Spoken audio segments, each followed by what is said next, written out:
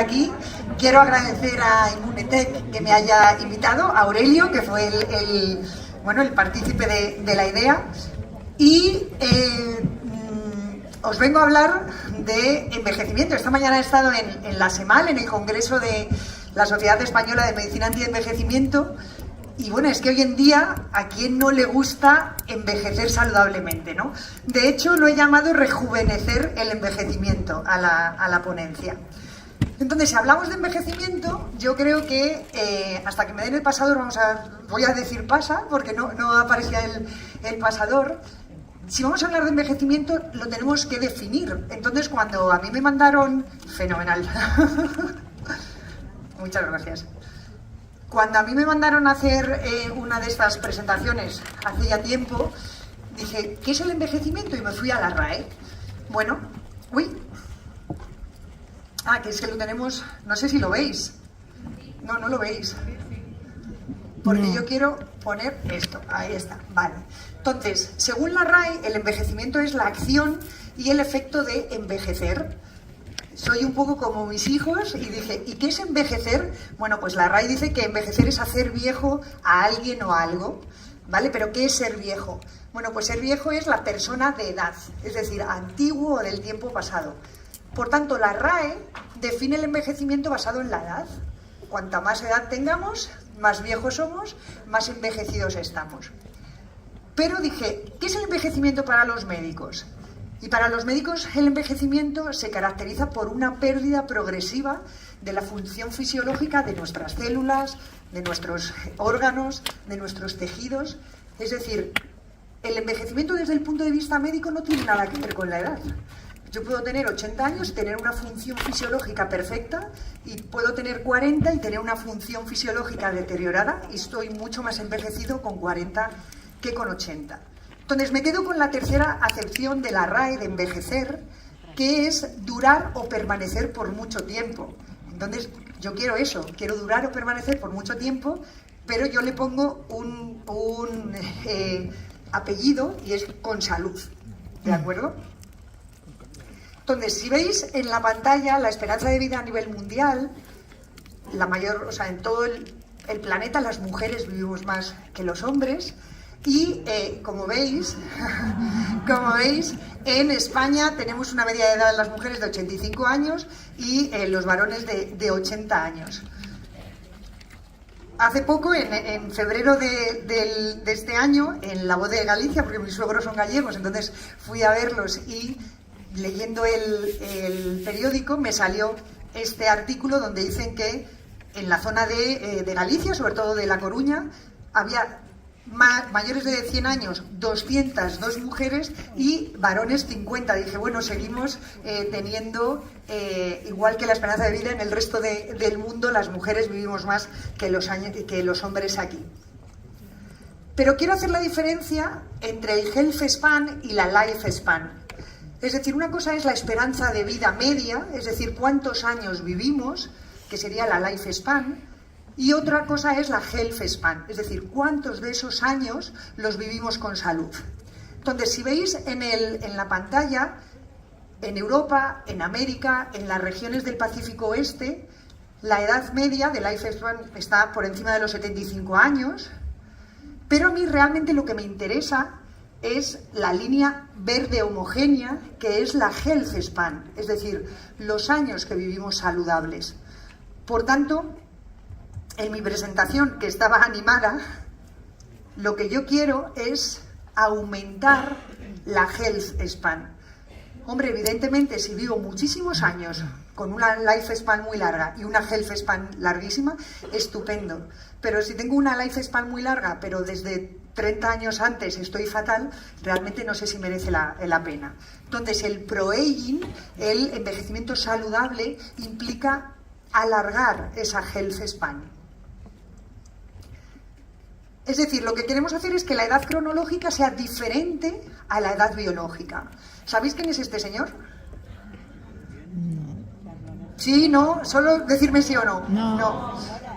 Bueno, pues hay gente fenomenal. Es Brian Johnson, exactamente. Es un multimillonario americano que toma 100 pastillas al día, que hace 16 horas de ayuno, que tiene 30 médicos a su servicio, que se gasta 2 millones de dólares al año, porque lo que quiere es rejuvenecer su edad biológica. Él tiene ahora 45 años y quiere llegar a tener una edad biológica de 18. La verdad es que ahora mismo su vida es un poco un ensayo clínico, porque está muy monitorizado. Leí hace poco que le hacen una colonoscopia al mes. El otro día hablando con un... me decían, pues yo no sé si merece la pena eso, pero además duerme con un sensor en el pene para ver las erecciones nocturnas y... Sí, porque claro, eso también depende de la edad biológica de ello. Bueno, el caso es que este hombre lo que quiere es tener una health span estupenda.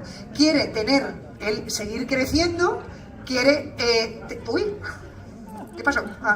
Quiere ir cumpliendo años hasta que llega un momento que aparecen unos pequeños achaques y ya pues fallece, ¿no? Eso es lo que quiere este señor. Él se gasta 2 millones de dólares al año. Yo creo que se puede conseguir sin gastar tanto, ¿no? ¿Por qué envejecemos?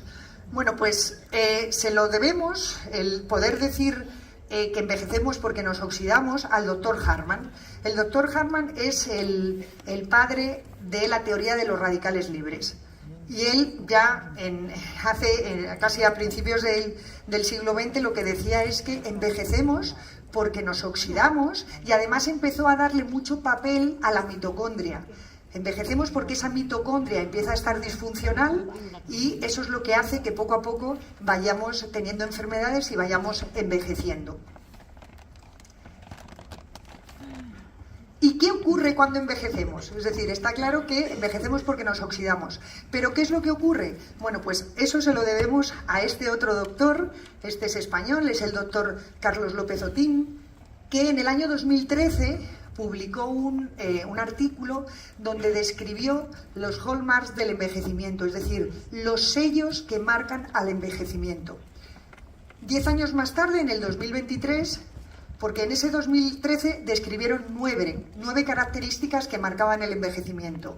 En el año 2023 describieron otras 3 y al final ya tenemos 12, y se sabe que a medida que vamos envejeciendo, pues nuestras células se les van acortando los telómeros, van teniendo problemas en la proteostasis, es decir, en la síntesis de proteínas, tenemos daños en el ADN, tenemos inflamación crónica, empieza a haber disbiosis. Es decir, se describió exactamente qué es lo que ocurre cuando envejecemos.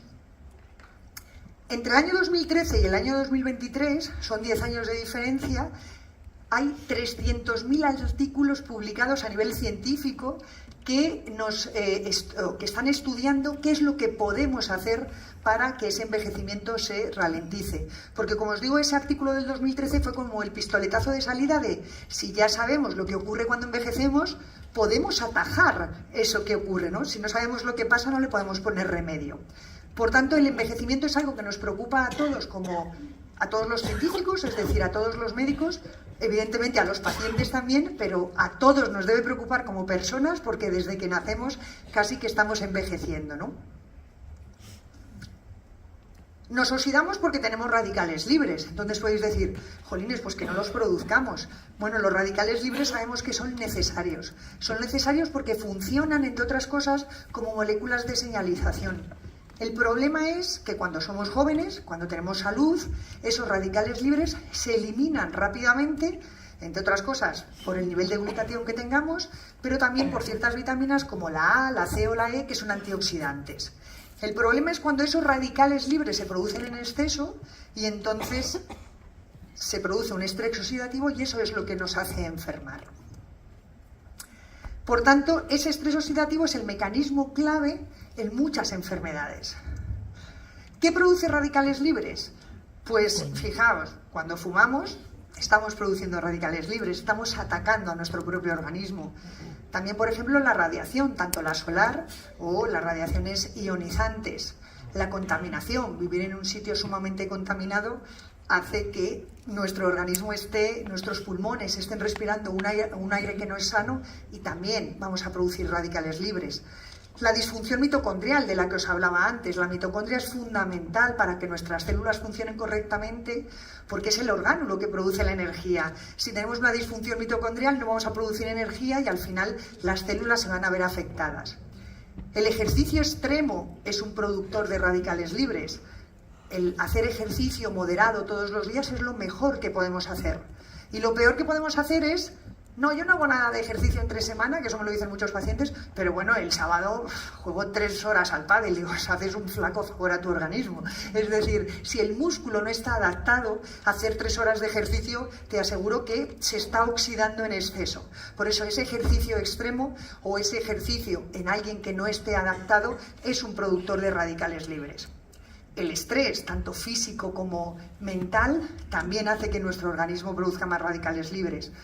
La alimentación inadecuada, el estar comiendo eso, el fast food, pues hacemos poco favor a nuestras células, ¿no?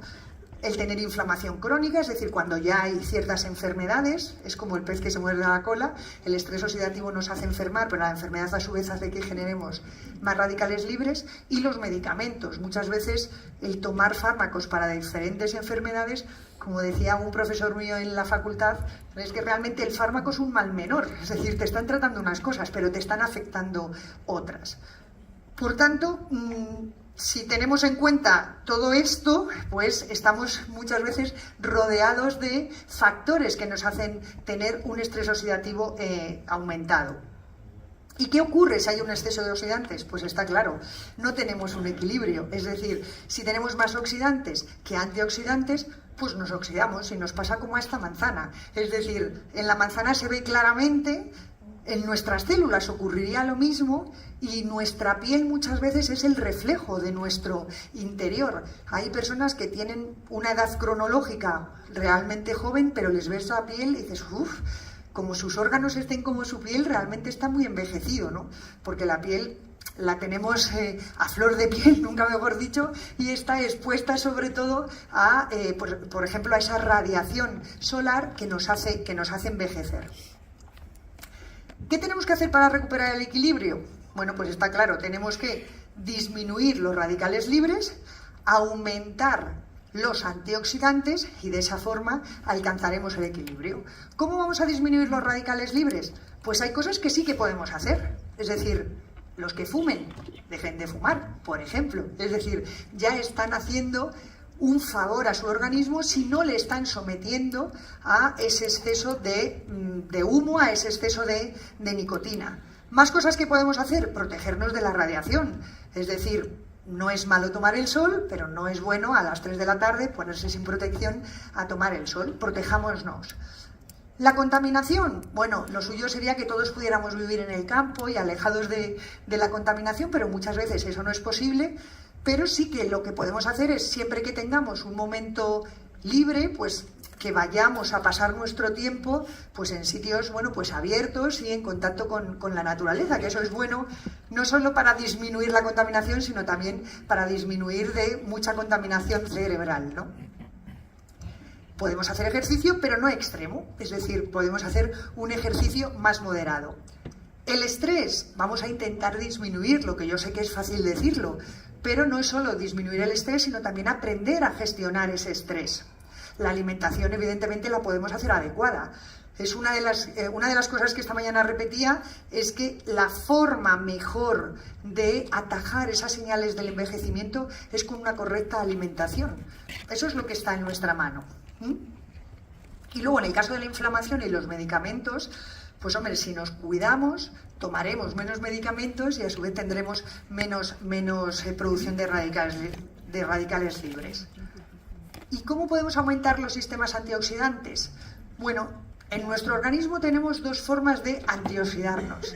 Lo que llamamos las enzimas, que los que sois médicos aquí os sonarán. Estamos hablando de la superóxido dismutasa, de la catalasa, de la glutatión peroxidasa, bueno, de unas palabrejas muy raras, pero que son antioxidantes, son enzimas que nuestro propio organismo sintetiza para ayudarnos a luchar contra esos radicales libres.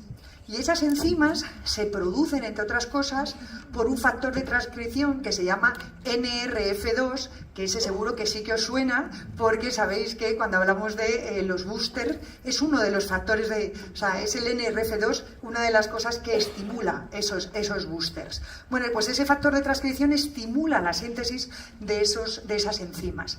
Y luego tenemos el sistema de antioxidantes no enzimáticos, que serían pues la vitamina C, la vitamina E, los carotenoides, la coenzima Q10, los estrógenos. Por eso las mujeres vivimos más, entre otras cosas, tenemos más estrógenos que vosotros, los varones. Entonces tenemos más sistema antioxidante. Y por último estaría el glutatión. El glutatión, todos lo sabéis, pero por si acaso hay alguno nuevo, el glutatión es un tripéptido, es decir, está formado por 3 aminoácidos, que es la cisteína, que es la glicina y el ácido glutámico. Cuando se une dentro de la célula, eso es muy importante, nuestra célula produce glutatión y ese glutatión es el antioxidante maestro. ¿Por qué digo lo de que es muy importante que se una dentro? Bueno, pues porque se sabe que las células son impermeables al glutatión. Es decir, yo puedo tener un montón de glutatión corriendo por mi sangre que no va a penetrar dentro de la célula. Lo que va a penetrar dentro de la célula son los aminoácidos y en concreto el más importante de todos es la cisteína. Para que se produzca la síntesis de glutatión se necesitan 2 enzimas. La primera enzima une la cisteína con el ácido glutámico y forma un dipéptido, es decir, la unión de 2 aminoácidos. Y luego necesito otra enzima que una la glicina para ya tener el glutatión. Esta síntesis de glutatión se tiene que hacer dentro de la célula, insisto. Puedo tomar glutatión por boca en cantidades grandísimas que mi estómago lo va a destruir y me lo va a partir en aminoácidos. Una vez que sintetizo ese glutatión en el citoplasma, ya va a ir a los diferentes orgánulos de la célula. Es muy importante que ese glutatión vaya al núcleo para proteger de la oxidación al ADN, porque si está oxidado el ADN, al final están alterados los genes por un mecanismo epigenético y podemos tener muchos problemas. Desde el citoplasma también puede ir, por ejemplo, a las mitocondrias. Las mitocondrias son los principales productores de radicales libres. Están generando constantemente energía y eso implica, como una chimenea cuando está produciendo energía, cuando está produciendo fuego, que emite humo y ese humo son los radicales libres. Tenemos que tener mucho sistema antioxidante en esas mitocondrias para neutralizar esa formación de humo. Y tiene que ir también al retículo endoplasmático. Y el retículo endoplasmático es donde se sintetizan las proteínas, por tanto tampoco puede estar oxidado. Porque si yo tengo ese retículo endoplasmático oxidado, las proteínas que voy a generar van a estar oxidadas también. Lo que quiero que veáis en esta diapositiva es que os decía que el glutatión las células son impermeables para el glutatión, pero si os fijáis, el glutatión que produce la célula, si no lo utiliza del todo, es capaz de salir fuera de la célula. Entonces, la membrana celular es impermeable al glutatión desde fuera de la célula adentro, pero desde dentro a fuera no hay problema. Si tenemos un exceso de glutatión, ese glutatión va a salir fuera de la célula. Y una vez que está fuera de la célula, veis ese cuadradito azul, que es la gamma GT. Los que seáis médicos sabéis que es una de las cosas que medimos en la analítica, cómo están la GOT, la GPT, que son las transaminasas, y la gamma GT. Bueno, la gamma GT es una de las que se encargan de hidrolizar ese glutatión que está fuera de la célula en los aminoácidos de los que está compuesto, lo separa en cisteína, en glicina y en glutámico, y la célula es capaz de volver a absorber la cisteína. ¿Por qué os digo esto? Porque si en la analítica veis que los pacientes tienen un aumento de gamma GT, es una de las mejores formas de explicarlos que tienen exceso de radicales libres. Es decir, tienes estrés oxidativo y tu hígado está intentando producir glutatión y ese glutatión que está produciendo está haciendo trabajar a esa gamma GT. Por tanto, si está elevado es una de las mejores formas, insisto, de explicar que hay estrés oxidativo. ¿Por qué os digo que es el antioxidante maestro? Fijaos, esto ni lo tenéis que aprender, pero Lo que veis arriba del todo es lo que ocurre en la mitocondria cuando la mitocondria empieza a producir ATP. Ese oxígeno pasa al ion, al ion, que es uno de los primeros radicales libres que aparecen, y hay una cascada de situaciones en las que lo que veis en azul, donde pone GSH, es el glutatión. Fijaos dónde actúa en numerosos puntos. Es decir, si no tenemos suficiente glutatión, no somos capaces de cortar esta cascada de eventos oxidativos y al final pues, se produce la oxidación de las proteínas, la oxidación de los ácidos nucleicos, la oxidación incluso de los lípidos y aparecen las enfermedades. Por eso es el antioxidante maestro, porque es que actúa en numerosos escalones. Si no tenemos ese glutatión, no tenemos esos cortafuegos.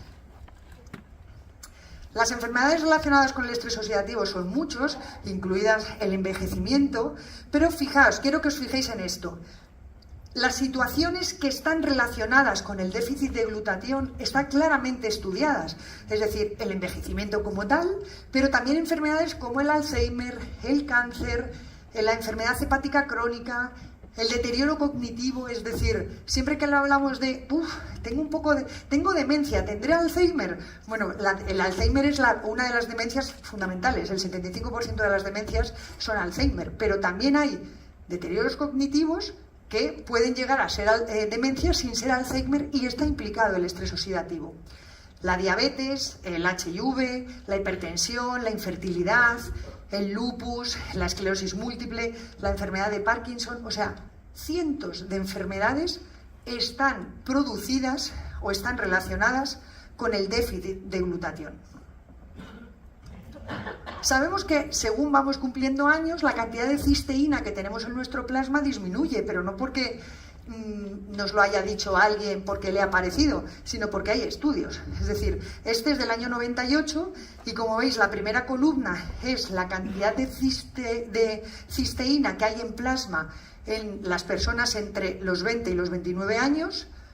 De los 30 a los 69 ya disminuye la cantidad de cisteína, pero es que por encima de los 70 la cantidad de cisteína es muchísimo más bajita.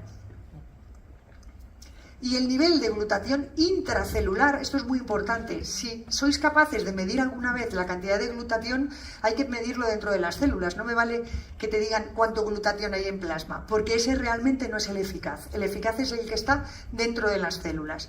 Bueno, pues el nivel de glutatión intracelular también disminuye con la edad.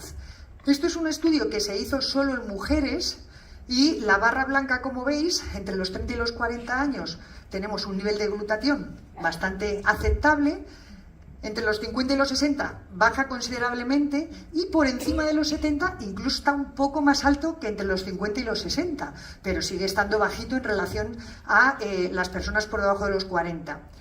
La explicación que daban en el artículo, y no les falta razón porque por encima de los 70 había también mujeres de 100, tenían más de 70, pero eran centenarias.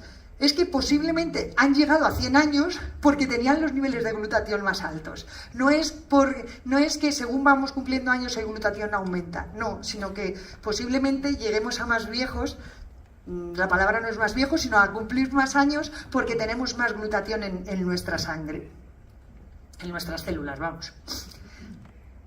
Este artículo también es muy interesante porque, fijaos, van a medir los niveles de glutatión en pacientes que tienen más de 60 años con DMA, es degeneración macular, que tienen más de 60 años con diabetes sin tener degeneración macular, más de 60 años sin diabetes ni degeneración macular, es decir, eran personas sanas, pero mayores de 60 años, y en el cuarto grupo son pacientes de personas menores de 60 años, también sanas, sin diabetes ni degeneración macular. Y lo que se demuestra es que a medida que vamos cumpliendo años tenemos menos glutatión y si tenemos enfermedad también tenemos menos glutatión. Fijaos, la barra blanca lo que nos mide es la cantidad de glutatión, el GSH normal, que es el glutatión reducido, es decir, el glutatión bueno, el que realmente hace su efecto. La barra negra me mide el glutatión total. Glutatión total implica cuánto glutatión reducido tengo y cuánto glutatión oxidado tengo. El glutatión oxidado no me sirve, ya es como un cartucho que ya hemos usado. Veis que los menores de 60 años, C, es decir, los controles, los que tienen menos de 60 años pero están sanos, tienen unos niveles muy buenos de glutatión reducido y unos niveles muy buenos de glutatión total. Y hay muy poquita diferencia entre el total y el reducido. Las segundas columnas, que es mayores de 60 años, controles, es decir, tienen más de 60 años pero están sanos, tienen unos niveles de glutatión reducido más bajos. La barra blanca es menor que en los menores de 60 años, o sea, tienen menos glutatión, pero en cambio el glutatión total, la diferencia es muy pequeña. ¿Me seguís, verdad? Vale. En las siguientes columnas, es que como no tengo puntero, no os lo puedo señalar. En la siguiente columna, que es donde pone ARMD, es decir, son pacientes que tienen degeneración macular y además, tienen diabetes, pero no tienen degeneración macular, tienen un glutatión total más bajito, y el glutatión reducido también más bajito. Y desde luego los que son diabéticos y además tienen degeneración macular son los que tienen un glutatión reducido mucho más bajo y un glutatión total más bajito. Entonces podéis decir, ¿y por qué tienen el glutatión total alto, por ejemplo, los controles, y el glutatión reducido bajito? Pues mirad, aquí está la contestación. Porque lo que tienen es más glutatión oxidado. Es decir, cuanto más enfermos están, resulta que tienen más glutatión oxidado y menos glutatión reducido. Por eso hay tan poca diferencia en cuanto al glutatión total, pero es porque es un glutatión que ya está utilizado. Entonces, ¿el estrés oxidativo es lo mismo que el envejecimiento? Sabíamos que el estrés oxidativo, el doctor Hallman nos decía que envejecíamos porque nos oxidábamos. Y el doctor López Otín decía, en el envejecimiento hay un montón de cosas que ocurren, 12 cosas. ¿Pero realmente esas 12 cosas están en relación con el estrés oxidativo? Bueno, pues no se puede saber, a no ser que demostremos que mejorando el estrés oxidativo va a mejorar el envejecimiento. Entonces, como os decía, tenemos que demostrar que los procesos degenerativos pueden mejorarse elevando los niveles de antioxidantes. Entonces, este artículo del 2005 hicieron algo muy interesante. Fue, ¿qué es lo que ocurre cuando cumplimos años? Pues que disminuye la función muscular, que aumenta la masa grasa y disminuye la masa magra. Pesando lo mismo a los 50 que a los 40 no estamos bien, porque a los 50 tenemos más grasa y menos músculo. Aumenta el TNF-alfa, es un factor de necrosis tumoral que es una adipoquina inflamatoria, disminuye la función inmunitaria y disminuye la albúmina en sangre. Esto está constatado que ocurre en los pacientes con edad. Si le suplementamos con cisteína, resulta que lo vamos a ir revirtiendo. Aumentamos la función muscular, disminuimos la masa grasa y aumentamos el músculo. Tenemos una disminución de la inflamación, porque por eso disminuye el TNF-alfa. Aumenta la función inmunitaria y además mucho, y aumenta la albúmina en sangre. Es decir, estamos revirtiendo, como os digo, todos los procesos que aparecen en alguien con edad. Conclusiones. La pérdida de juventud, salud y calidad de vida en parte es por deficiencia de cisteína. El consumo de cisteína en la dieta es subóptimo y todos tendremos un déficit antes o después, en función de cómo nos cuidemos. Entonces, la cisteína sabemos que es un aminoácido semiesencial porque el organismo lo puede sintetizar a partir de la metionina, pero en muy poquita cantidad, y si el paciente, por ejemplo, tiene problemas hepáticos, ya no sintetiza cisteína a partir de la metionina.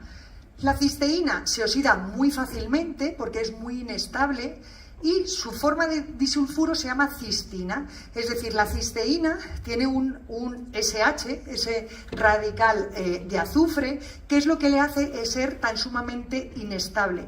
Pero cuando esos radicales de azufre se unen una cisteína con otra, es como que forman una coraza, forman una molécula que se llama cistina, Y esa cistina veremos que luego es muy importante porque es la que es capaz de estar protegida de los ácidos del estómago, de las secreciones del páncreas y de llegar al intestino y absorberse completamente.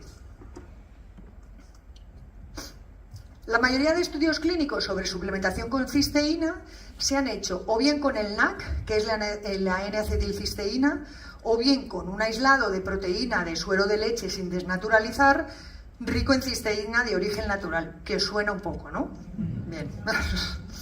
Entonces, si hablamos del NAC, yo me he ido al Vademecum, al Vademecum americano. El NAC siempre, de hecho esta mañana en el congreso me lo presentaba un visitador como un suplemento nutricional y realmente no se puede presentar como un suplemento nutricional porque la FDA lo considera medicamento, pero a día de hoy todavía aquí en España se presenta como un suplemento nutricional. La N-acetilcisteína, además, si miramos si es seguro, nos dice que es seguro, posiblemente sea seguro para la mayoría de los adultos, pero puede causar efectos secundarios como sequedad de boca, náuseas, vómitos, diarrea, es decir, no deja de ser un fármaco y puede producir efectos secundarios. También nos dicen que en los niños es probable que sea seguro, pero que se recomienda no darlo más de 12 semanas. Y si vemos los posibles efectos secundarios que puede tener, vemos que en el asma nos dicen que lo demos con cuidado, que si el paciente va a ser sometido a una cirugía, que se lo quitemos porque le puede alterar la coagulación o que incluso puede retardar la coagulación sanguínea. Entonces, si están tomando, por ejemplo, Sintrón o medicamentos parecidos, puede haber interacciones. Entonces, no es un suplemento al uso, porque puede tener efectos secundarios. El otro producto con el que se han hecho los estudios es con Inmunocal, con el aislado de proteína de suero. Sabéis que es sin desnaturalizar, que es un nutracéutico de calidad farmacéutica, con 45 años de investigación y 25 de comercialización, que está incluido en el Physiandex Reference, que ahora os lo enseñaré, incluido en el CPS y además que tiene, pues muchas patentes. Yo, como curiosa que soy, cuando me lo presentaron, me fui al PDR, al Physiandex Reference, y empecé a leer, a ver qué es lo que pone. No sé si alguna vez os lo habéis leído, el PDR, pero eso es lo que pone. Tú te coges el PDR, que es como el Vademecum español, y te dicen que Inmunocal es un aislado de proteína de suero sin desnaturalizar, especialmente formulado, especialmente preparado para proporcionar una rica fuente de cisteína biodisponible, que luego veremos lo que es. Ayuda al cuerpo a mantener concentraciones óptimas de glutatión, está clínicamente probado que eleva los valores de glutatión y hay varias patentes. Indicaciones y usos. Los estados de deficiencia de glutatión incluyen, pero no se limitan a HIV, hepatitis, cáncer, cataratas. Nos ponen ahí todas las enfermedades para lo que lo podemos utilizar. Contraindicaciones. Personas que tienen hipersensibilidad conocida a proteínas específicas de la leche. Solo a los pacientes que son alérgicos a la proteína de la leche. No hablan para nada de intolerantes a la lactosa. Precauciones. Personas con terapia inmunosupresora y personas con cistinuria. Es decir, como vamos a dar cistina, si tenemos pacientes que eliminan esa cistina por la orina y que tienen cálculos, antecedentes de cálculos renales por cistina, pues tendremos que tener cuidado con esa cistinuria, nos dice el PDR. Advertencias. Cada sobre tiene 9 gramos de proteína, contiene menos de un 1% de lactosa. ¿Y cómo se dosifica? Pues si tenemos problemas de salud, 20 gramos por día, o sea, 2 sobres por día. Y para pacientes con SIDA, EPOC o enfermedades más graves, de 30 a 40 gramos por día, es decir, de 3 a 4 sobres por día, sin efectos nocivos. Se tiene que administrar con el estómago vacío o con una comida ligera. Es decir, todo viene en el PDR.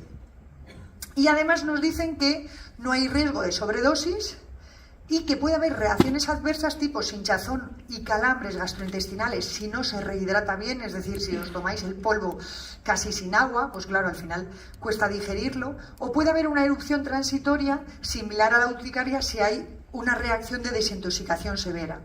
Por tanto, cuando os pregunten ¿Esto cómo se administra? ¿Esto para qué sirve? Es que simplemente les tenéis que dar el PDR, no hay ningún tipo de no, es que me lo estás contando, no, es que es lo que dice, es como nuestro vademecum español. ¿Cómo lo tenemos que reconstituir?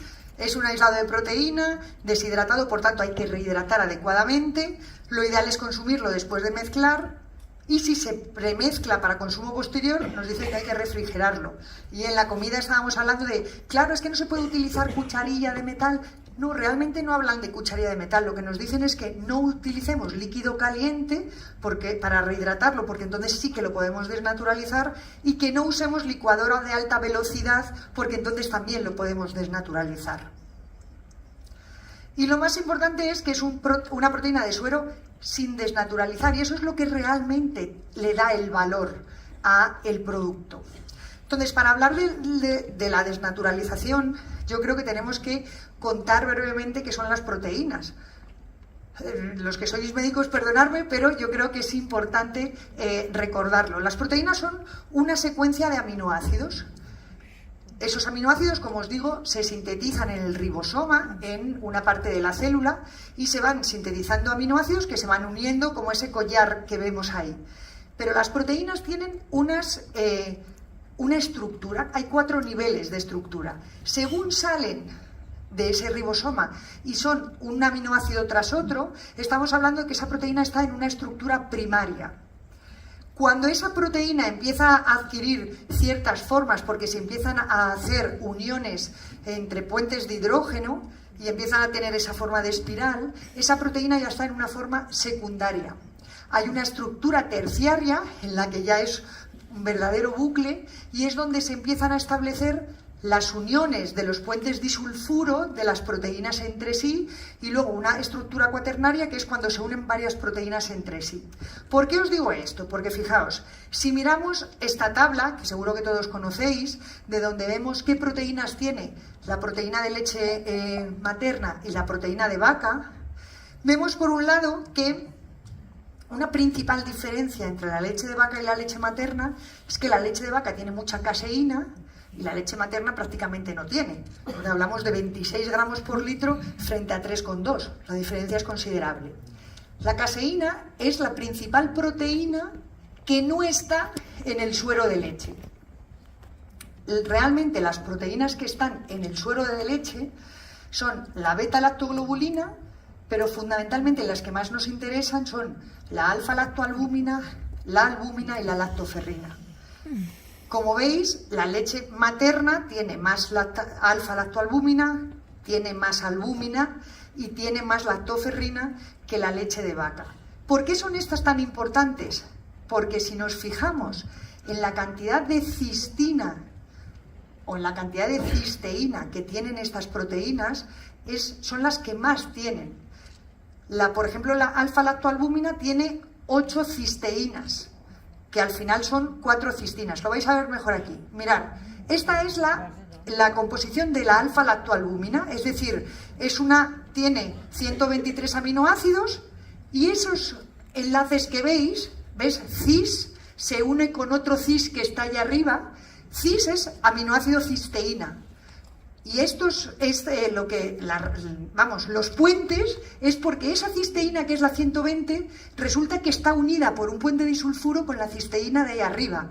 Claro, esta es si vemos la proteína lineal, pero como hoy en día se puede hacer todo en 3D, esta es una alfa-lactoalbúmina vista en su composición normal. Está hecho ahí un ovillo. ¿Por qué? Porque tiene puentes disulfuros entre esas cisteínas, que es lo que hace que la proteína tenga actividad biológica. Es muy importante que no rompamos esos puentes de cisteína, porque si los rompemos, pierde toda su actividad biológica. Esta es la alfa-lactoalbúmina, que tiene, como veis, 4 cistinas, es decir, tiene 8 cisteínas unidas. Pero la albúmina de suero, que es una proteína mucho mayor, que tiene 500 y pico aminoácidos, tiene 17 cisteínas. Y tiene esa conformación que parecen unos rizos. Y la lactoferrina, que es otra de las proteínas activas del suero de leche, es una proteína mucho más grande, tiene 17 cisteínas, es decir, realmente tiene muchos enlaces, y por eso es una proteína tan grandísima. ¿Por qué es tan importante que no las desnaturalicemos? Fijaos, Inmunocal está formado por una proteína de suero de leche sin desnaturalizar, que tiene esa composición, y no es que me la haya inventado yo, es que lo miré en el artículo del año 1995 donde describen qué tipo de producto estaban dando en este estudio y describen Inmunocal. Inmunocal vemos que tiene un 56% de beta-lactoglobulina, un 28% de alfa-lacto, un 10% de albúmina y un 0,65% de lactoferrina. Pero lo más importante es que tiene esas proteínas sin desnaturalizar, con esos puentes de unión de los enlaces disulfuro. Entonces, si tenemos en cuenta que la leche de vaca, es que siempre me he preguntado, ¿cuánta cantidad de cisteína estamos dando al paciente por sobre? ¿Alguien me podría responder? No, estamos hablando cuando tú tomas un sobre, le estás dando 9 gramos de proteína. Pero ¿cuántos miligramos de cisteína estamos tomando? 375. No os oigo. 375. 380 y tantos. ¿Y de dónde ha salido ese número? No, pero en el sobre no lo pone. Bueno, yo os digo que yo he hecho las cuentas según esto, ¿eh? Es decir, si tenemos en cuenta que la leche de vaca tiene 33 gramos por litro de proteínas. Un litro de leche de vaca tiene 33 gramos de proteína. Pero de esas 33 gramos de proteína, el 82% es caseína. Es decir, tan solo en la leche de vaca, tan solo un 12% son proteínas del suero. Es decir, un 12% de 33 son 6, más o menos. ¿Vale? ¿Me seguís? Vale. Si yo tengo en un sobre de Inmunocal, tengo 9 gramos de proteínas del suero, podemos inferir que necesito 1,5 litros de leche de vaca, que tiene 6 gramos de proteínas de suero por litro, necesito 1,5 litros para tener 9 gramos. ¿Sí o no? Vale. Entonces, necesito 1,5 litros de leche de vaca para obtener un sobre de Inmunocal que tiene 9 gramos de proteína. Si cada gramo de proteína en total en la leche de vaca tiene 6,4 miligramos de cisteína por gramo de proteína, es decir, por los 33, estamos hablando que habría que multiplicar 6 por 4 por 33. Ahora no me acuerdo cuál es eso sería 1 litro, pero como necesitamos 1,5 litros, estamos hablando que es en torno a 300 y pico miligramos de cisteína en un sobre. Bien, eso, si tenemos en cuenta que la leche humana tiene tan solo 9 gramos de proteínas por litro, tiene muy poquita proteína, pero resulta que el 75% de esa proteína es proteína del suero. O sea, en la proteína de la madre, la mayor parte de las proteínas son proteínas del suero. Alfa-lactoalbúmina, lactoferrina, albúmina sérica. Y cada gramo de proteína tiene 38 miligramos de cisteína. Es decir, es casi 6 por 4, 24, 6 por 5, 30, casi 6 veces más. Por eso podemos decir que la cantidad de cisteína que hay en un sobre de Inmunocal equivaldría a ¿cuánta leche de madre? 9 litros. A 900 mililitros de leche de madre equivale. Según esto, es decir, yo simplemente he hecho las cuentas con los datos que se saben de la cantidad de cisteína. Por tanto, yo creo que cuando os pregunten cuánta cantidad de cisteína tiene, lo podéis decir haciendo cuentas y no porque os lo hayan dicho unos o otros. Entonces, equivale a 900 mililitros de leche materna. ¿Y por qué es tan importante que es sin desnaturalizar? Porque fijaos, cuando nosotros tomamos las proteínas, que es esa secuencia de aminoácidos, cuando llegan al estómago, el ácido del estómago empieza a romper todos esos aminoácidos y empieza a producir aminoácidos por un lado y polipéptidos, o sea, va haciendo esa proteína que es muy larga, la va troceando. Por un lado salen aminoácidos de uno en uno y los polipéptidos son una serie de aminoácidos más grandes. Llega el páncreas, los sigue partiendo, pero los dipéptidos, es decir, la unión de dos aminoácidos unidos por un puente disulfuro, que es lo que es la cistina, no es capaz ni el estómago ni el páncreas de romperlo. Entonces llega al intestino delgado y ese dipéptido de cistina se absorbe, pasa a sangre y ese dipéptido de cistina, cuando llega a la célula, entra en forma de cisteína y forma el glutatión. Por eso es muy importante que, claro, si nosotros comparamos proteínas de suero de leche, hay muchas proteínas de suero de leche, pero si comparamos qué ocurre Inmunocal frente al resto de proteínas de suero de leche, es el que más aumenta la cantidad de glutatión, porque es un suero de leche sin desnaturalizar. De hecho, bueno, tenéis estudios clínicos, este es del 99, donde se demuestra cómo después de suplementar con Inmunocal hay un aumento considerable del glutatión intracelular y además aumenta un 35% y además no es solo que aumente el glutatión, sino que mejora la formación de ese músculo porque está hecho en deportistas. ¿Y son todas las proteínas de suero de leche iguales? No, un no redondo, ¿no? Este suero de leche, que es el que se toman los culturistas y la gente que va al gimnasio, es un suero de leche desnaturalizado. Eso que implica que cuando nos lo tomamos, el estómago y el páncreas lo que hace es ir rompiendo esa proteína que no tiene ningún puente disulfuro en los diferentes aminoácidos. Esos diferentes aminoácidos llegan al intestino y se absorben como aminoácidos independientes.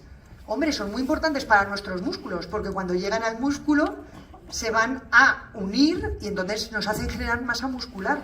Pero esos aminoácidos independientes no van a generar glutatión. Por eso es tan importante que la proteína esté sin desnaturalizar y es lo mágico de este producto, que han conseguido tratar ese suero de leche sin romper los puentes disulfuro.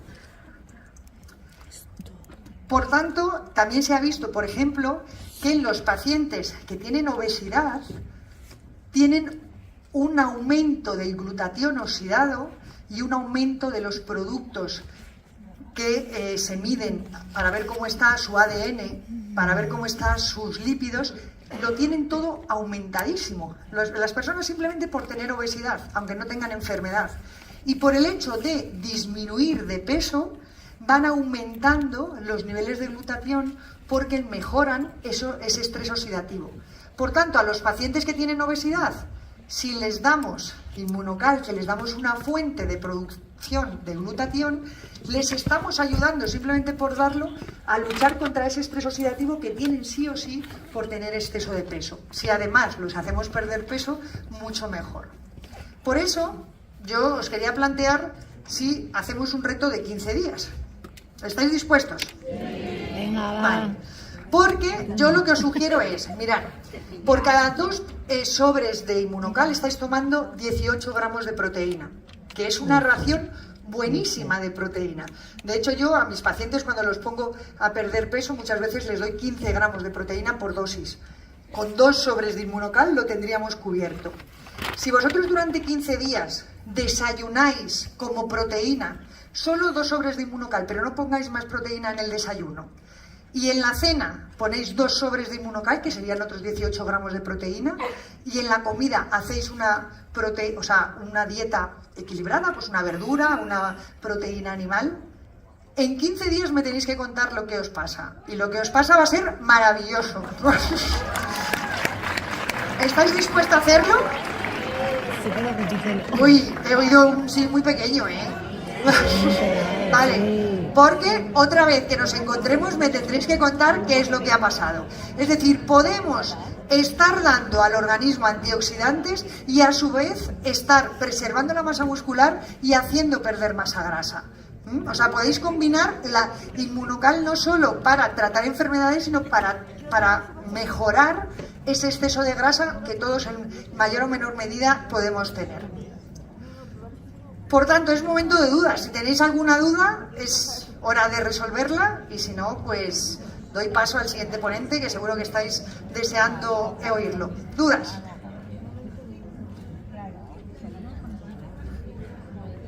Sí, en las siguientes comidas sigues manteniendo, por ejemplo, el aporte de una pieza de fruta, comiendo un poquito de pan, no habría ningún problema. Porque también se podría hacer cetosis con Inmunocal. Bueno, pues has hecho una cetosis con Inmunocal, pero el problema de la cetosis es que hay que suplementarla. Es decir, cuando uno está en cetosis necesita tomar potasio, necesita tomar magnesio, necesita tomar vitaminas, y eso conviene que lo controle un médico. Por eso no os estoy diciendo a hacer cetosis, porque no me responsabilizo de ello, pero sí que disminuyamos el consumo de hidratos sin llegar a ser cetosis, pero simplemente sustituyendo la proteína de la mañana y la proteína de la noche con 2 sobres de Inmunocal, que ya tenéis 18 gramos de proteína, la diferencia va a ser bestial. ¿Y cuántos gramos de hidratos de carbono? ¿Perdón? ¿Cuántos gramos? ¿Qué cantidad? Bueno, sí, es decir, vais a notar, por ejemplo, que os deshincháis, si es que tenéis hinchazón, ¿vale? Pero vais a notar, por ejemplo, que va a bajar la masa grasa y va a aumentar la masa muscular. Obviamente tenéis que seguir comiendo en la comida, simplemente digo hacer ese pequeño cambio. Hombre, alguien que pese 40 kilos, que luego coma en la comida, es decir, no estamos hablando de desnutrirnos, simplemente cambiar la proteína del desayuno y la proteína de la cena por Inmunocal, que estamos dando suficientes gramos de proteína, pero a su vez no tiene prácticamente grasa, no tiene no tiene lactosa, va a sentar bien y vais a notar mejoría no solo a nivel digestivo, sino también en vuestra composición corporal. Simplemente os invito a hacerlo, luego ya me contáis. Dime. Ah, vale, perfecto. Pues... Hola, muy buenas. Hola. Quería saber si podrías explicar un poco cómo influye el Inmunocal en pacientes con Alzheimer. Y además, específicamente, mi padre tiene Alzheimer y está extremadamente delgado. Sí. Entonces, bueno, quería saber un poco cómo podría ayudarle a coger peso y a otras cosas. Gracias. El Alzheimer está claro que tiene un componente de estrés oxidativo bestial. Es decir, esas neuronas... El Alzheimer se caracteriza, como te decía antes, es la demencia más frecuente, pero es que además es una demencia que tiene unas características patognomónicas, y es que nuestras células empiezan a acumular una proteína que es el amiloide dentro de las neuronas, y fuera de las neuronas empieza a haber un acúmulo de lo que se llama una proteína tau, que se van acumulando poco a poco porque la célula no es capaz de limpiarse, ¿vale? Entonces... a tu padre lo que le convendría sería tomar Inmunocal, evidentemente, porque le estamos favoreciendo la formación de antioxidantes, o sea, eliminando esos radicales libres, pero conviene, por ejemplo, que le disminuyas también un poco el consumo de hidratos, ¿vale? Para que tenga esa etapa, no te digo que le hagas entrar en cetosis, evidentemente tú, pero una dieta baja en hidratos y alta en grasas y alta en proteínas, sobre todo si es proteína vegetal combinada con la proteína de Inmunocal, que le va a favorecer la formación de esos radicales libres, va a ayudar a sus neuronas a que se regeneren. Es decir, una cosa que se llama la autofagia, ¿de acuerdo? Es decir, que las células se coman las partes de esas células que estén dañadas, es muy importante conseguirlo en un paciente con una enfermedad neurodegenerativa. En cualquier persona, cuando hacemos, por ejemplo, una etapa de 5 días que voy a comer menos, estoy ayudando a mi organismo a regenerarse, a hacer esa autofagia. Bueno, pues en un paciente que ya tiene enfermedad, le tengo que ayudar todavía más. Si él está muy delgadito, conviene que le aumentes la cantidad de Inmunocal como proteína, pero también de carne, de pescado, de legumbre, es decir, de otras proteínas, para que de esa forma no pierda masa muscular, ¿vale? Y sobre todo lo que vas a ayudar es que a esas neuronas se desintoxiquen y puedan ir, al menos no generando, no te voy a decir limpiar la proteína amiloide, pero sobre todo que no vayan acumulando más. ¿Te contesté? Yo, aquí. ¿A dónde? Aquí. ¿A la izquierda? Aquí, a tu izquierda. Aquí. Ah, vale, perdona. Gracias. El Inmunocal rompe el ayuno intermitente. ¿Perdón? No te he oído. Si el Inmunocal rompe el ayuno intermitente. No. No. Es decir, si cualquiera tú solo, de ellos. si O tú, solo el regular. Bueno, el regular, yo hablo del regular, Vale. bueno, o el Platinum tampoco, porque lleva creatina y lleva iones y eso no lo rompe. El Sport posiblemente sí, seguro, y el Booster también, pero el regular, que es solo proteína como tal, con muy poquito hidrato y muy poquita grasa, no rompe el ayuno intermitente. ¿Y el naranja? El naranja te refieres al booster. Sí, El booster, el naranja es el que lleva la cafeína. sí. Posiblemente sí, tendría que ver exactamente la composición, pero yo creo que, es decir, para hacer ayuno intermitente yo solo tomaría el regular. Vale, perfecto. Otra cosa, con el reto este que nos has dado, Sí. no me queda claro si es que es únicamente los 2 sobres de Inmunocal. No. O si también puedes tomar un muesli, por ejemplo. Perfectamente, es decir, lo que quiero es que en el desayuno haya proteína, que si preguntara aquí cuántos de vosotros tomáis proteína en el cantidad de desayuno, proteína, vale. pues seguramente me levantaríais muy poco la mano. Entonces, aparte de tu trocito de pan, tu fruta, tu café, en lugar de no tomar proteína o tomarte una tortilla, tómate 2 sobres de Inmunocal. Vale, perfecto. Muchas ¿Vale? gracias. Nada. Ok. Hola, buenas tardes. Aquí, Es que me da aquí. un foco y no veo nada.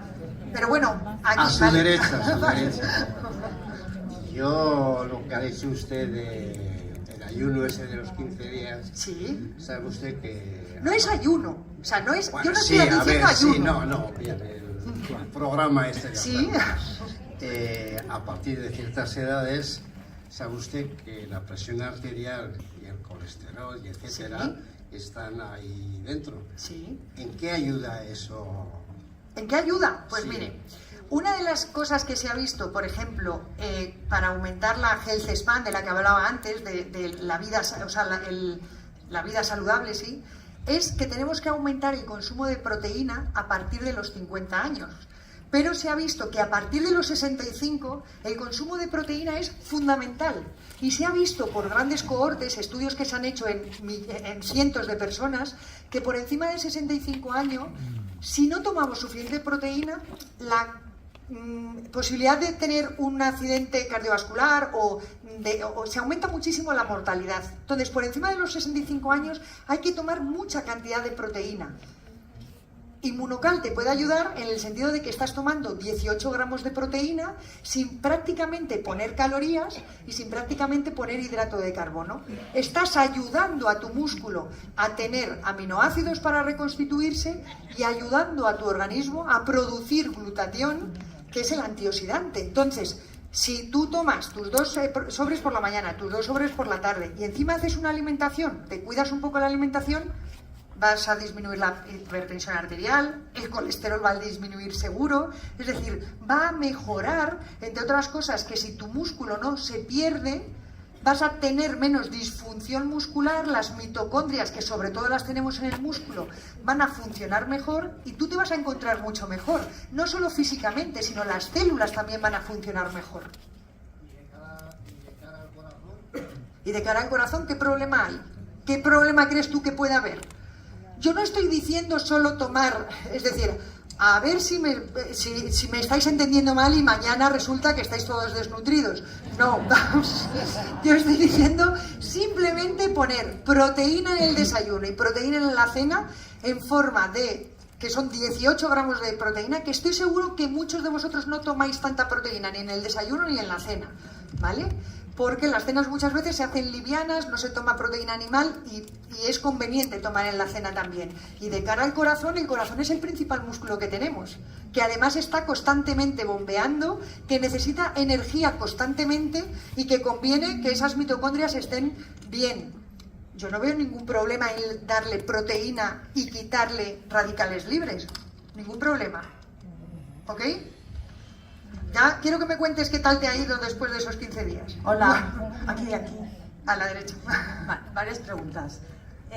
Los sobres son del básico para el reto este, son 2 azules y 2 azules. Bueno, también valdría el platino. Una persona anciana de casi 90 o más de 90, ¿puede tomar Inmunocal sin problemas pensando en el riñón? Claro, es decir, si me dices por el reto este de los 2. No. Digo, imagínate una persona de 90 años, Sí. que yo le sugiero que tome Inmunocal, Sí. y me dicen, no, porque hay que proteger la función renal, porque un exceso de proteína le podría perjudicar. Bueno, un exceso de proteína le podría perjudicar siempre que su filtrado glomerular esté mal. Es decir, si ella o él tiene un filtrado glomerular por encima de 60, que eso se ve en una analítica, podría tomar perfectamente hasta 1 gramo de proteína por kilo de peso. Es decir, que podría tomar Inmunocal. Lo que pasa es que tú imagínate que por la patología que tenga le mandas 4 sobres al día de Inmunocal. Le estás dando 36 gramos de proteína. Bueno, los tendrías que descontar del resto de proteína que la persona va a comer en el día. Entonces, no hay ninguna contraindicación. Lo único que tendríamos que sopesar esa cantidad de proteína. Diaria. Exactamente. Una persona con intolerancia a la proteína de la leche. Intolerancia. Sí, definitivamente no puede tomar ninguno. Es decir, una cosa es alergia, No, sí. otra cosa es intolerancia a la lactosa, ¿vale? Y otra cosa es sensibilidad a la proteína de leche. Si tiene sensibilidad a la proteína de leche, yo se lo quitaría al menos 6 meses hasta que se negativizara esa sensibilidad, porque la sensibilidad a la proteína de la leche es reversible y sobre todo muchas veces viene dada porque tienen permeabilidad intestinal. Si les tratamos esa permeabilidad intestinal, le quitamos el irritante, la mayor parte de las veces se desensibilizan y entonces sí que se lo podríamos dar. Vale, última. ¿No? Un deportista, una persona que practica deporte bastante y se suplementa pues con lo típico de los deportistas, aminoácidos. ¿Le retiramos esto si empieza el Inmunocal en las 3 versiones o en las 4? ¿O le dejamos que tome esos aminoácidos igualmente? Es que también depende de la cantidad de ejercicio que haga. Es decir, si es una persona que, como algunos de mis pacientes, ¿haces ejercicio? Sí, juego al golf 2 veces a la semana. Bueno, perdonadme los que jugáis al golf, pero hombre, mucho ejercicio no es. Pero si realmente sí que hace culturismo, quiere hacer un crecimiento, pues entonces a lo mejor tendría que tomar aminoácidos de cadena ramificada y además Inmunocal. Pero si simplemente voy al gimnasio 4 veces a la semana a hacer algo de tonificación, con el Inmunocal les bastaría. Certificados no se contemplan, claro, en el Inmunocal. Sí. Vale, muchísimas gracias. Nada. Buenas tardes y muchas gracias por la exposición tan increíble en tan poco tiempo. Estoy aquí. Perdona, pero no te veo. Vale, ya. Dime. Okay. Bueno, estaba con un cliente, un amigo realmente, que está pasando por cáncer. Sí. Ya tiene implicado el riñón y pues toda la vascularización está implicada con un quiste y ya le han dicho que le van a quitar el riñón. Sí. Le estoy diciendo de tomar Inmunocal y la mujer me decía, es que muchas de los suplementos que hay cuando están regenerando, también regeneran células cancerosas y estaban con miedo de eso. Entonces no sé cómo funciona. No, mira, una de las particularidades de las células cancerosas es que suelen tener más glutatión intracelular, porque son tan listas que se generan glutatión como para intentar protegerse. Bueno, pues si tú das cisteína desde fuera y haces generar al organismo más glutatión, esas células que ya de por sí lo tienen alto van a aumentar el nivel de glutatión y se van a automorir, porque las células son capaces de hacer un feedback de si tienen suficiente glutatión, como que paran de sintetizar glutatión. Entonces, si tú les das cisteína, las células sanas van a generar glutatión, pero las células cancerosas como que van a cerrar ese ciclo y es como que se mueren en sí mismas. ¿Cómo se dice? Se ahogan en su propia glutatión. ¿Me entiendes? Por eso no es una contraindicación tener un cáncer. Todo lo contrario, está indicado porque estamos ayudando a las otras células a que generen su propia defensa, que son células sanas. Las células cancerosas que se ahoguen en su propia glutatión, pero las sanas se van a proteger porque tienen unos mecanismos celulares que las cancerosas no. Entonces no tiene por qué tener problema. Otra cosa es que le quiten el riñón, empieza a tener una insuficiencia renal, entonces habría que calcular la cantidad de proteína que tiene que tomar y lo tendrían que tener en cuenta a la hora de hacerle la dieta, pero no es una contraindicación el hecho de tomar Inmunocal. ¿Me entendiste? Sí, perfecto. El booster naranja, como tiene cafeína y guaraná, obviamente para hipertensos no está aconsejado, ¿verdad? Exactamente. Okay. Y para personas que han tenido un preictus cerebral, Digo, todavía no han tenido el ictus, no ha habido una parada, pero sí ya han tenido los mareos o los devaneos. El inmunocal es aconsejable, obviamente. Yo no veo ninguna contraindicación, ¿no? Okay. No, vas a bajar esos radicales libres. No tienen contraindicación. Ok, muchas gracias. Nada. Muy buenas tardes. Aquí abajo. Hola. Ya te veo. Muy buenas tardes. Últimos estudios han demostrado la melatonina como un potente antioxidante. Antioxidante, sí. No se lo ha visto ahí. Sobre todo intracelular y mitocondrial. ¿Qué opina de los efectos sinérgicos que puede tener con el GSH de mitocondria? Bueno, es decir, todo lo que tomemos que sea natural, ¿vale?, va a ayudar a nuestro organismo a tener ese grado de antioxidación. Ojo con los antioxidantes que hemos visto, la vitamina C, la vitamina A, la vitamina E. Muchos antioxidantes, si los tomamos en exceso, se transforman en prooxidantes. Por eso no es bueno estar tomando antioxidantes sin tener control. Pero lo que estamos tomando con Inmunocal no es un antioxidante como tal. Lo que estamos haciendo es darle al organismo las herramientas para que sintetice antioxidantes si los necesita. Pero si nosotros damos mucha cisteína o mucha cistina y el organismo no necesita glutatión, pues esa cisteína y cistina se van a utilizar para otra serie de síntesis de proteínas. Por tanto, la diferencia que tiene el tomar vitamina C, que es antioxidante como tal, o tomar un exceso de melatonina, es que se pueden transformar en prooxidantes, porque la propia molécula ya es antioxidante, pero es que Inmunocal no es antioxidante. Inmunocal proporciona las herramientas para que nuestro organismo se sirva, es como autoconsumo.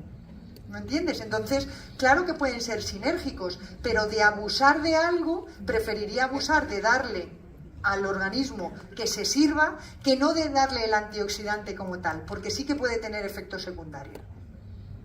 ¿Ok?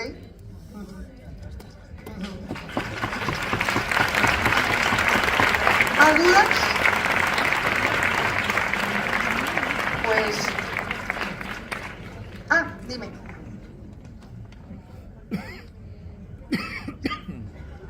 Yo te oigo.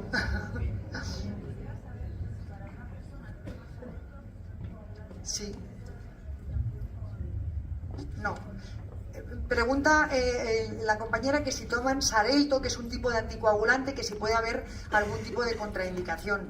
Incluso con el Sintrón no habría contraindicación y el Sintrón sí que se altera por la medicación, pero el Xarelto es que no tiene nada que ver con lo que comamos, ¿vale? Entonces, incluso pacientes que están tomando Sintrón podrían tomar Inmunocal, lo que pasa es que habría que dárselo, es decir, el problema de los pacientes anticoagulados con Sintrón es que les cambiemos de un día para otro su alimentación. Entonces, claro, como que les desbaratamos.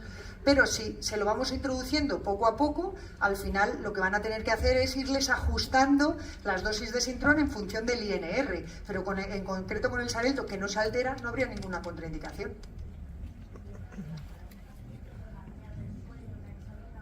Sí.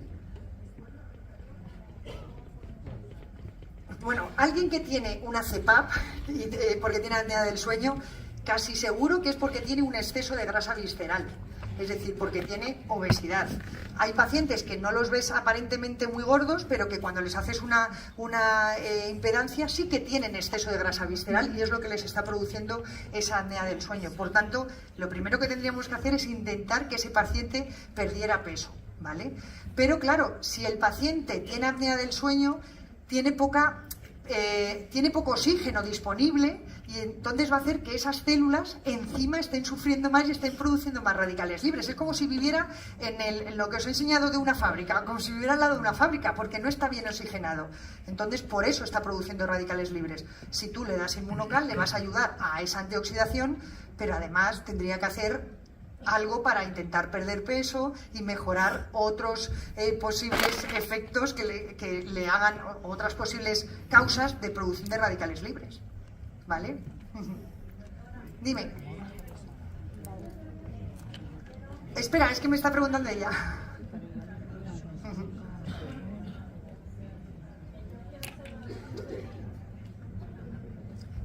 Dime. Sí.